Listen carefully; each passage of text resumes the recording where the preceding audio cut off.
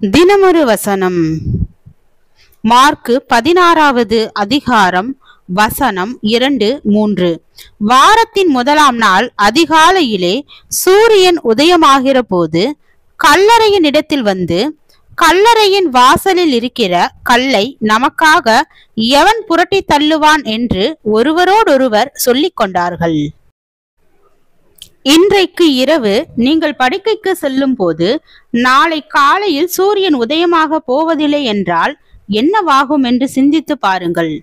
சூரிய வெளிச்சம் இல்லாததன் காரணமாக ஏற்படும் குளிரையும் முடிவற்ற இருளையும் நாளடைவில் பூமியில் ஏற்படும் மரணங்களையும் குறித்து சிந்தித்து பாருங்கள். பூமியில் உள்ள செடிகள் வாடும், பூக்கள் உதிரும், மரங்கள் பட்டு போகும், உலகத்தில் உள்ள அனைத்து ஜீவராசிகளும் மரணமடையும்.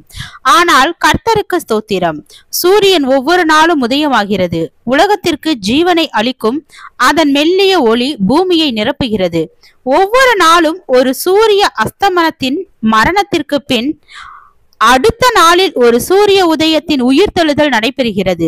நம்முடைய நம்பிக்கை புதுப்பிக்கப்படுகிறது. பாவத்தின் இருள் என்ற நீண்ட இரவுக்கு பின் பரலோகத்தின் நித்திய பகல் பிறக்கிறது என்பதை ஒவ்வொரு காலையிலும் சூரியனின் ஒளிக்கதிர்கள் நமக்கு நினைப்பூட்டுகின்றன. சூரிய உதயத்தின் நிச்சயத்தை காட்டிலும் இயேசு கிறிஸ்துவில் நம்முடைய உயிர்த்தெழுதல் அதிக நிச்சயமானது. மரணத்தின் இருண்ட இரவு கிறிஸ்துவை மூடியது. அவருடைய ஜீவனற்ற உடல் கல்லறையில் வைக்கப்பட்டது. ஆனால் அவர் உயிர்த்தெழுந்தார். அவருடைய உயிர்த்தெழுதலில் நம்முடைய உயிர்த்தெழுதலுக்கான வாக்குத்தத்தத்தை நாம் பெற்றிருக்கிறோம். கிறிஸ்துவுக்குள் எல்லாரும் உயிர்ப்பிக்கப்படுவார்கள் என்று பவுல் கூறினார். அடுத்த முறை சூரிய உதயத்தை நீங்கள் பார்க்கும் போது நம்பிக்கை உங்களுடைய இருதயத்தை நிரப்பட்டும். அது உங்களுடைய சொந்த உயிர்த்தெழுதலை உங்களுக்கு நினைப்பூட்டுகிறது. ஜெபம். தேவனுக்கு ஸ்தோத்திரம். இயேசு கிறிஸ்துவின் உயிர்த்தெழுதல் எங்களுடைய சொந்த உயிர்த்தெழுதலுக்கான உத்தரவாதமாய் இருப்பதற்காக நன்றி. ஆமீன்.